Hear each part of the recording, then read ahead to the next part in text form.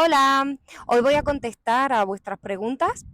Hace un par de días os pedí que me mandarais preguntas en Instagram y he pensado contestarlas aquí haciendo un vídeo. Además, tenemos un invitado muy especial.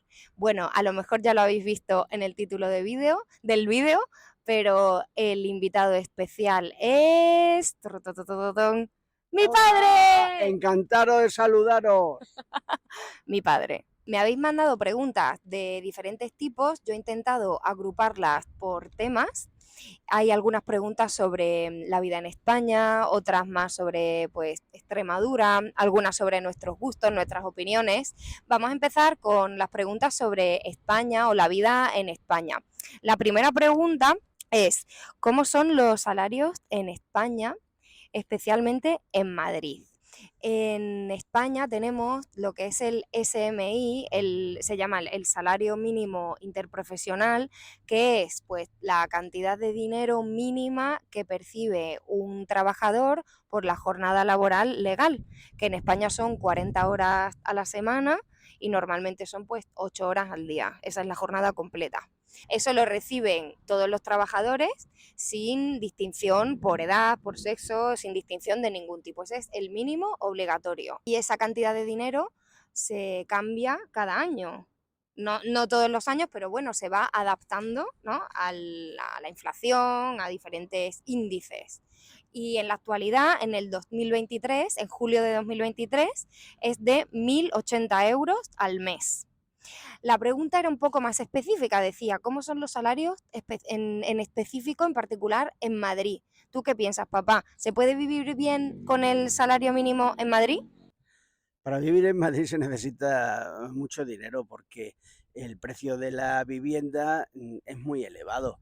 Otros bienes de consumo quizás no lo sean tanto. Entonces, con una familia con ese salario, pues lo tiene muy difícil. Muy difícil. Si bien hay que señalar que el salario mínimo interprofesional para el trabajador que lo percibe, pues puede ser poco, pero para el empresario que lo tiene que abonar en algunas ocasiones, como está la situación de algunas pequeñas empresas, pues realmente es muy Muy difícil. difícil. El salario mínimo interprofesional lo fija el gobierno, pero lo lógico es que sea fijado por los agentes sociales, tanto por sindicatos como por la patronal, Ujú. porque lo que no se puede, a mi modo de ver, y es quizás algo de entrar en política, es fijar un salario mínimo interprofesional sin que intervenga aquella parte que lo tiene que pagar. Ha habido, un momento, perdona, ha habido, Como veis, a mi padre le gusta mucho la política y lo convierte todo en una discusión política.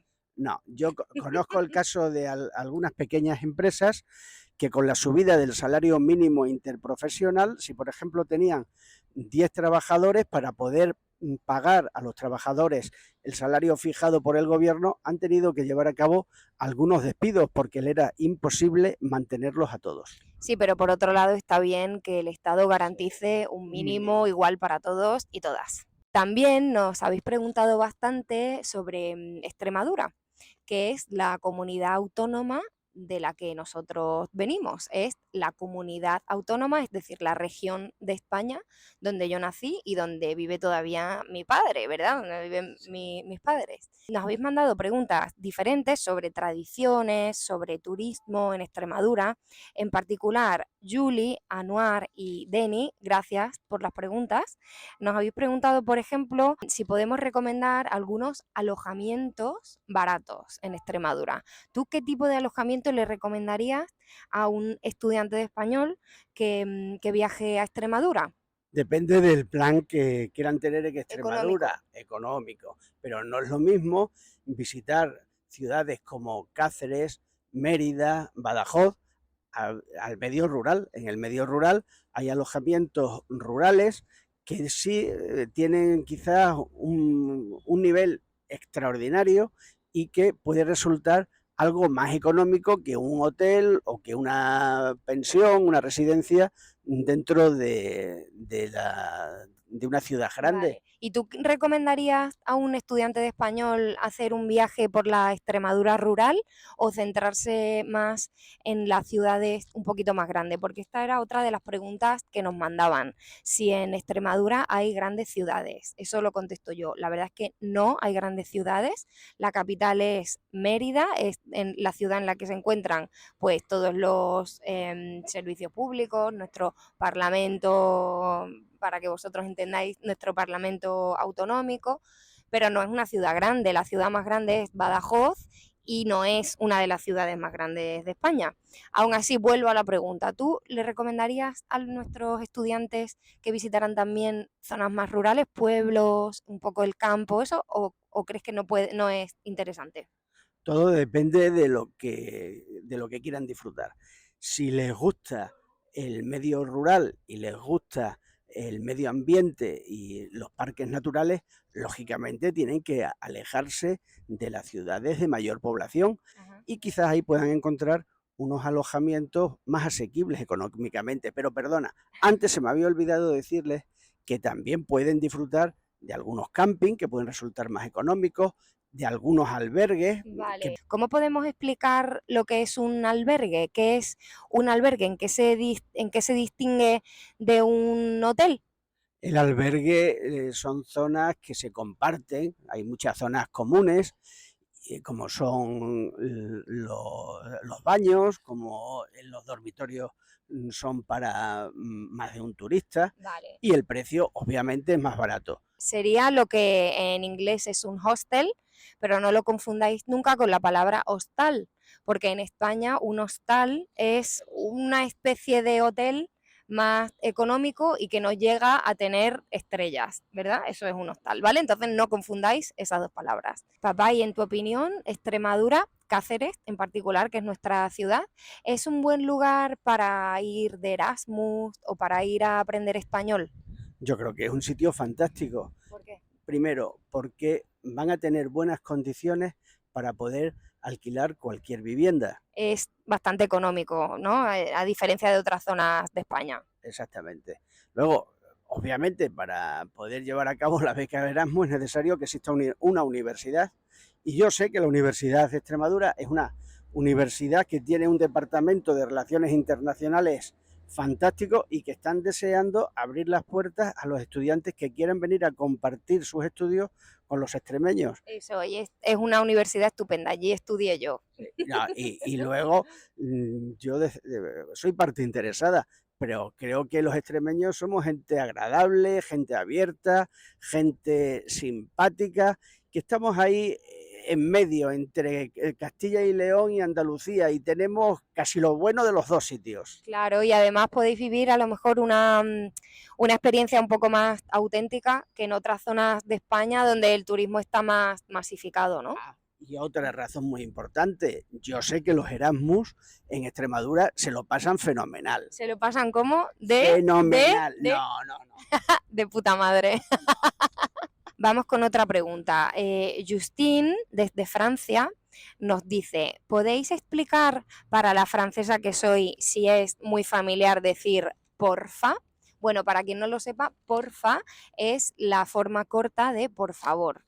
¿Es muy familiar? ¿Es muy informal? Pues para explicarlo, voy a darle a mi padre algunas situaciones, algunos contextos, y él nos va a decir si diría en ese contexto por favor o porfa, ¿vale?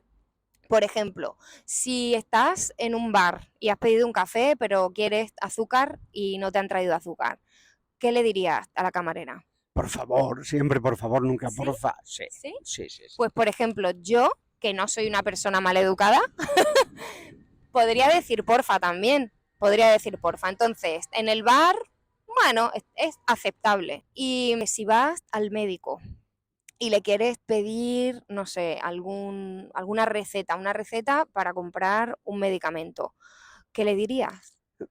Pues nada, de porfa nada. Le trataría de usted y con buenos días y muy agradecido y por Y por favor, favor, pero no, porfa, no. ¿veis? Entonces, en el médico es demasiado informal decir porfa. Y, por ejemplo, no sé, ¿en qué situación dirías porfa? Pues en un contexto entre amigos, familiar, contigo. Con niños, Sí, ¿no? con niños. Con niños, a los niños les Con mis decimos. nietos, porfa. Pues eso, es informal, pero no es de uso exclusivo en la familia. No, Lo no, puedes no, usar con no. tus amigos, lo puedes usar en un bar, en una fiesta informal, con gente, incluso con gente que no conoces, ¿eh? ¿Vale? Entonces, una cosa intermedia. También hay una pregunta para ti, papá. Dime. Una amiga mía me ha preguntado qué es lo que más te ha gustado de Cádiz. Hombre, de Cádiz me gusta donde está ubicado. Cádiz es una maravilla. Aquí no es decir que se vive junto al mar, se vive en el propio mar, porque está rodeado de mar por todos sitios. Es maravilloso, un casco urbano precioso, unas playas urbanas impresionantes. Kilométricas. Sí. Pero además una gente, los gaditanos, simpáticos, acogedores, que da gusto vivir con ellos. ¿Y qué te parece la comida típica aquí en Cádiz? ¿Qué es lo que más te gusta? Pues de lo que hemos probado, me gusta mucho todo el pescadito frito, pero luego, por supuesto, los vinos de Jerez, las manzanillas de Sanlúcar, son unos vinos espectaculares que yo creo que teníamos que valorarlo mucho más de lo que se valora todavía. Bueno, gusta mucho en el extranjero, ¿verdad? Y aquí en España no lo valoramos tanto, quizá. Vale, pues muy bien. Hola, estamos editando el vídeo y nos hemos dado cuenta de que es demasiado largo, ¿verdad? Nos hemos enrollado un poco. Nosotros hablamos mucho y es demasiado largo. Así que vais a tener que esperar a la semana que viene para ver qué pasa. Te quiero enseñar una cosa. Me llevo un recuerdo de Cádiz. Os lo voy a enseñar. Esto no lo sabe, esto es sorpresa, esto no lo sé yo. Ah, Cádiz, la tacita de plata. un imán, un imán con la vista de Cádiz en una taza. ¿Sabéis por qué se llama Cádiz la tacita de plata? Si lo sabéis, escribidlo en los comentarios. Y nos vemos en el siguiente vídeo. ¡Un besito! Adiós. ¡Adiós!